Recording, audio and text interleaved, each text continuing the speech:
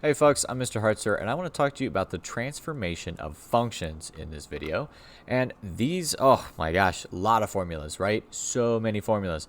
The important features in here, though, the important parts are to maybe screenshot this, notice some of these things, right? Quadratic functions, square root functions, those are just fancy names. But if you look to the right, you'll notice that the horizontal movement is always represented by a negative h. Vertical movement is always represented by a k. So the horizontal movement, it's opposite of what the sign is. So for example, if it was an x plus 2 and then squared, that means I'm actually shifted negative 2. It's opposite of what that sign is. And a negative 2 would be to the left 2.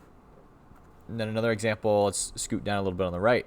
And let's say that it's x cubed minus 6.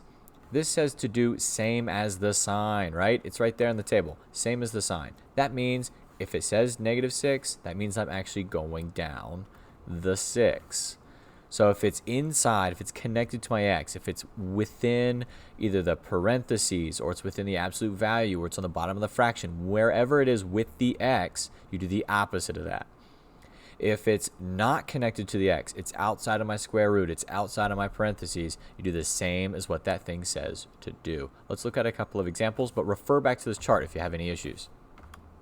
So here, I'm given the function 1 over x plus 1. Well, if I look back here real quick, that means it's a rational function that I'm looking at. So 1 over x plus 1 and then the minus 5. That plus 1 is connected to my x, which means it's my h value, which means I do the opposite of what it says. So because it's an x plus 1, I know I'm going to go left or towards my negative side 1. And then that minus 5 off to the right, not connected to my x, outside of my fraction, outside of my x stuff. That means I do what it says to do. That part is my k value. Just like underneath is my x, my h, outside is my k, and I do same as what it says to do. It says negative 5, okay, down 5. Next one, I have a negative 1 connected to my x inside my absolute value. That means I do the opposite. So I'm going to go right or towards the positive side 1.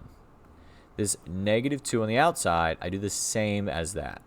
And on my outside, that's up and down stuff. Inside is left and right. So outside is up and down, which means I go down 2. All right, next one. Last one, too. There aren't too many in here. What's the transformation?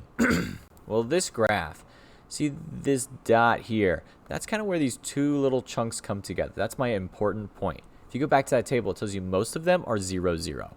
So any cool point like this, or if it were a regular parabola like that, anything like that, it's almost always at the origin. Very few times is it not at the origin. So it used to be here. Now it's here. How far has it moved? It went left 2, down 1. I moved left 2, down 1. It's important also, I can find out the whole equation here. I know that this looks like a cubic graph, so I know it's going to look like this formula, x minus h squared plus a k value, right? Or pluses or minuses. It's hard to say right now. So it's going, ooh, sorry, that's not a 2, that's a 3. So it's going to be an x cubed. I went left to negative 2, which means it's the opposite of that number. So I'm going to put a plus 2. I went down, which means I do exactly as that says, which is a minus 1 on the outside of my parentheses. Again, outside of parentheses is up and down. Inside parentheses is left and right. Alrighty, folks, thank you for watching, and I hope you have a great rest of your day.